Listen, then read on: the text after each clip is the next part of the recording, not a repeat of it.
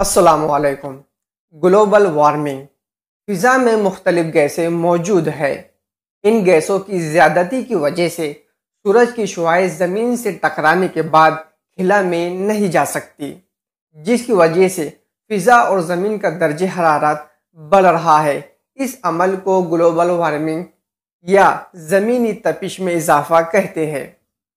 सामईन हज़रात, माहौल इंसानी सेहत के लिए बहुत अहमियत रखता है, क्योंकि इसी माहौल में इंसान परवान चढ़ता है और ज़िंदगी के मराहिल तय करता है।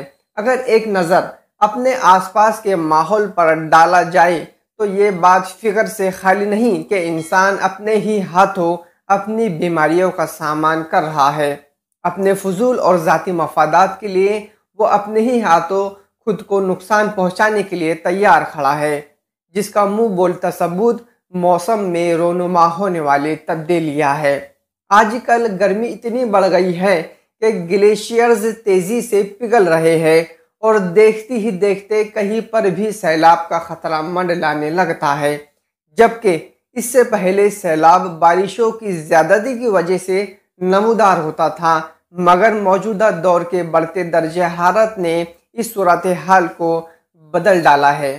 मुअज़्ज़ज़ सामईन, ग्लोबल वार्मिंग ऐसी सूरत हाल है जिसमें ज़मीन का दर्जे हरारत बतदरीज बढ़ता चला जाता है।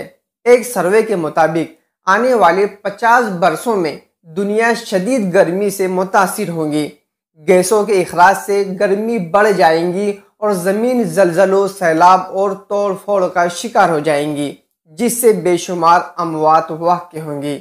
हमारी ज़मीन में कुछ ऐसी गैसेस वजूद में आ रही है जो हमारी आबो हवा का हिस्सा बनकर माहौल में बिगाड़ पैदा कर रही है, जिनमें कार्बन डाइऑक्साइड और मीथेन, क्लोरोफ्लोरोकार्बन शामिल है। ये सब गैसेस इंसान ही पैदा कर रहा है। मसलन ओजोन की तह जो सूरज की मुज़िर शुआओं को ज़मीन तक पहुँचने से रोकती है, मगर इंसान की बेजा ख्वाहिशात ज़िंदगी ने माहौल को मुतासिर करके रख दिया है और रेफ्रिजरेटर, एसी से निकलने वाली क्लोरोफ्लोरोकार्बन गैसें ओजोन की तह को तबाह कर रही है, जिसकी वजह से सूरज की मुज़िर शुआएं बराह रास्त ज़मीन पर आ रही है।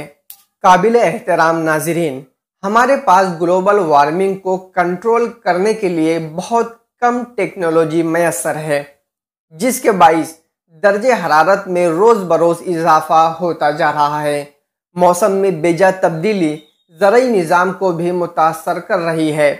दरख्तों को ज़्यादा से ज़्यादा काट कर बड़ी इमारतें खड़ी की जा रही है, जिसकी वजह से ऑक्सीजन की कमी और कार्बन डाइऑक्साइड में इजाफा हो रहा है, क्योंकि दरख्त कार्बन डाइऑक्साइड को अपनी खुराक बनाने के लिए इस्तेमाल करते हैं। यूँ जब दरख्त काट दिए जाते हैं तो फ़िज़ा में कार्बन डाइऑक्साइड में इजाफा होता है, जो कि ग्लोबल वार्मिंग की एक अहम वजह है।